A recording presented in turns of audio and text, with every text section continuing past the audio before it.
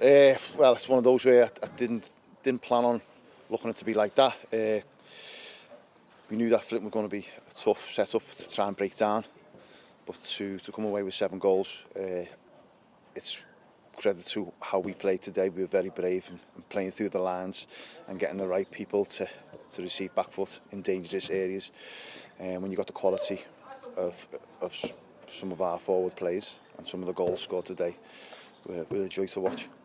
What do you say to them at half-time when it is 6-1? I mean, obviously you made a lot of substitutions, but I mean, you know, is it just a case of trying to play for pride then second half, see what you can get? That's the thing, the days of ranting and raving are gone. I think you can't change the outcome of the first half. You have to play for pride, because I don't think, I'd say, other than Ben Hughes and Ben Wynn, were outstanding, I thought, throughout the game and never give in. You've just got to go and get some pride back into it. And that's the minimal you can take back out of the game. At 6-1 down, you're not going to really get back into the game.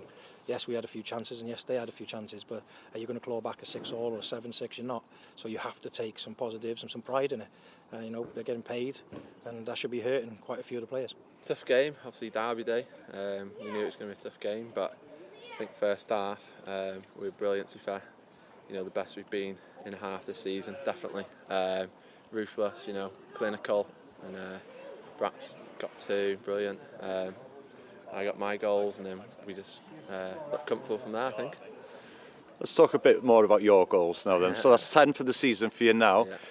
Not many better than the second one you scored today, was there? Yeah, the second one was nice, yeah. The way we were playing, I have that confidence at the moment. So I thought I'll hit it, and luckily it went top corner.